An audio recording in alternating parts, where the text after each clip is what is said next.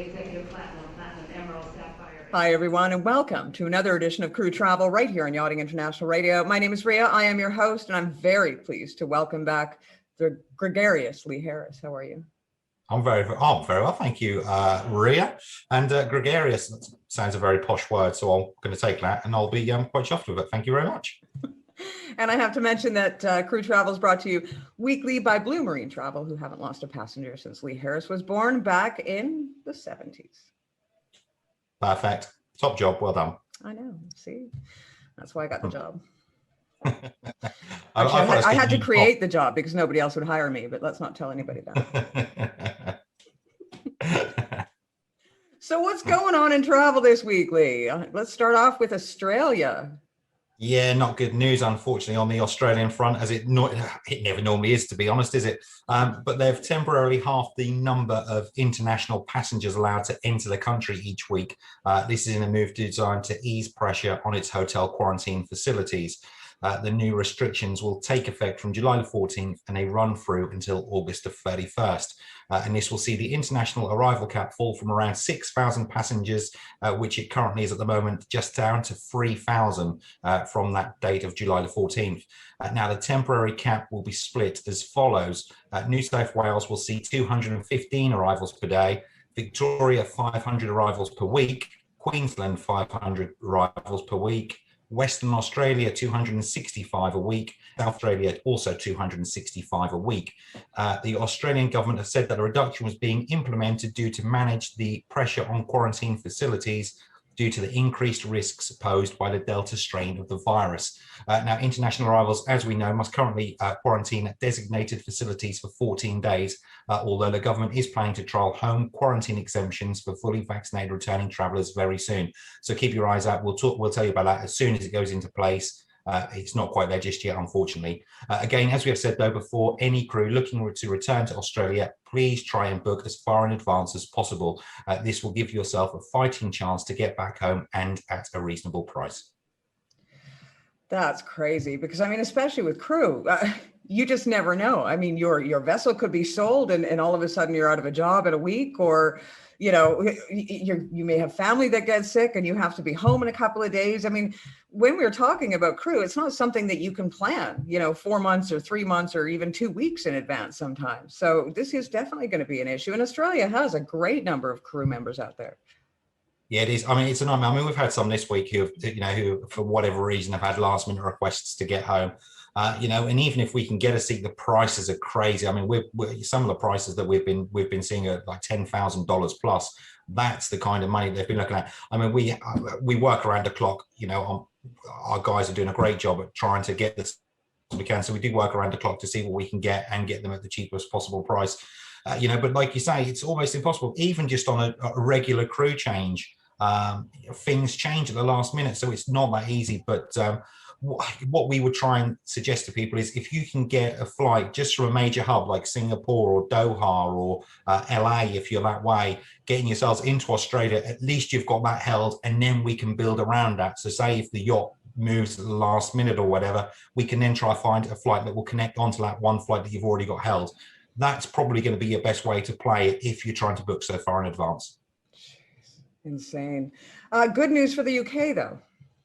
Yeah, there is good news this week. Yeah, travellers looking to holiday in the UK during the mid-season will no longer have to self-isolate on arrival into England. That's if they're coming from an amber list country, and that's from July the 19th. They will still be required to take a pre-departure test 3 days before they travel and a PCR test on day 2 of their arrival, but no longer have to take the test on day 8.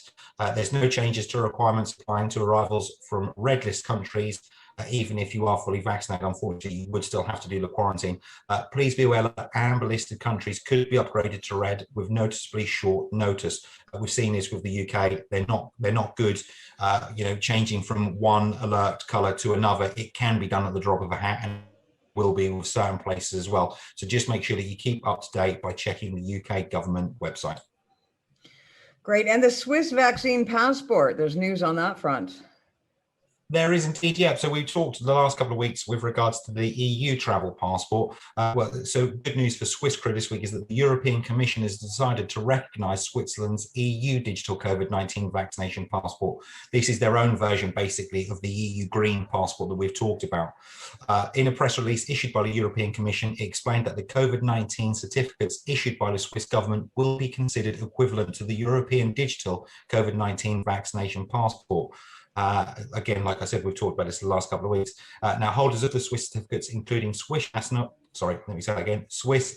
not Swiss nationals, EU citizens and third country nationals who are considered legal nationals of Switzerland are eligible to travel within the EU with the same rules being applied to their digital COVID-19 passport. In addition, the Swiss authorities have agreed to accept the EU digital COVID-19 certificate, offering EU citizens a free and safe traveling experience to Switzerland. So what's happening in Germany? Yeah, so Germany is lifting a COVID-related travel ban on people from the UK and 4 other variant hit countries. And we spoke about this last week with regards to them opening up to certain countries. They're now extended out as well, which is great news. The restrictions, which also apply to people from Portugal, Russia, India, and Nepal, were all relaxed from last Wednesday. Visitors who are fully vaccinated will also not be required to quarantine. For non-vaccinated people, they will, however, still be required to quarantine for up to 10 days. With the option to end their quarantine early with a negative test on the 5th day. The 5 countries have until now been classified as virus variant areas because of the spread of the Delta and Delta Plus variants. Although German citizens and residents were exempt from the travel ban, they were required to quarantine for 14 days after visiting any of the 5 virus variant countries.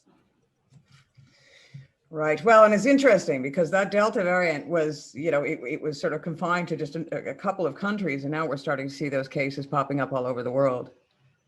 Yeah. It's nigh on impossible, isn't it, to keep it out? I mean, that's the real issue. I mean, I say that from New Zealand. I mean, we're quite lucky that, and it does seem surreal that they have done a good job keeping it out. I think they have been very strict. Let's be honest. But I also think there's been a sense of luck as well with certain cases that have been sort of flagged and haven't, however, got community transmission. How it's happened, we don't know, to be honest with you. But unless you do a full lockdown, it's nigh on impossible, like we say, to keep it out. Yeah. Well, and I mean, even if you do a full lockdown, people always find a way to get into the country anyways. I mean, if you're surrounded by land, or water. I mean, if you want to get into somewhere, you're going to get into somewhere one way or the other. And usually that's part of the way that these strains come in. But New Zealand seems to be, I mean, it's forgotten on most maps. So it's like we don't exist anymore. That's the best way to be. You're hiding in plain sight, right? Exactly right. Finnair. There's news out of Finnair. Yeah, so Finnair have announced plans to add free long-haul services from Stockholm's airport this winter. The carrier will offer flights from Stockholm to Bangkok between October 2021 and April 2022. The service will initially operate 5 times a week, rising to daily from November the 28th. Between October and April 2022, Finnair will also operate flights from Stockholm Arlanda Airport to Miami. This will initially be a twice-weekly service, rising to 4 flights per week from November the 29th. And finally, the carrier will offer flights between Stockholm and Phuket from October 2021 to April 2022. This service will initially operate once weekly, rising to twice weekly from November the 4th, and 3 flights per week from November the 30th. Right, and Air Asia, they're canceling some flights, aren't they? They have, unfortunately, they've suspended flights for a month. So on Saturday, July the 3rd, AirAsia Indonesia announced that it would be suspending its operations for at least a month due to the worsening COVID-19 situation in the country. The airline has called its suspension a form of support for the Indonesian government's efforts in tackling the virus.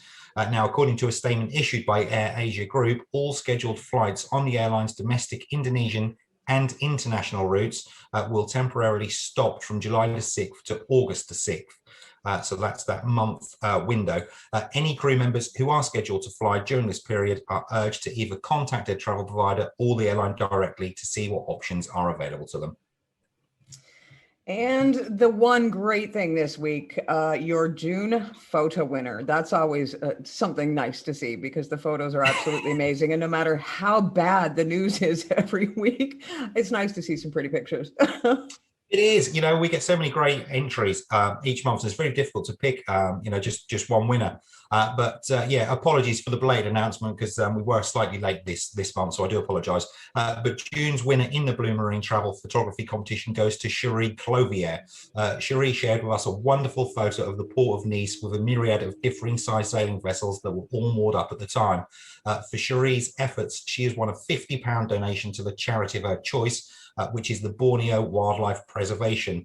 Cherie also goes into the final in December, along with the other 11 monthly winners, to fight it out for the grand prize of a further £500 donation to the charity they are representing. Now, if anyone would like to see the wonderful work that Cherie's chosen charity undertakes, please head to www.borneowp.org. And for anyone who would like to see the wonderful photos from our monthly winners or would like to take part in Blue Marine Travel's photo competition, please head to our website, which is www.bluemarinetravel.com/photo competition. There you can find all the photos and any information needed to enter the competition. Nice. Well, and of course, you're going to provide us those links. I will indeed, Ria. I promise you, heart and soul, I will deliver this week.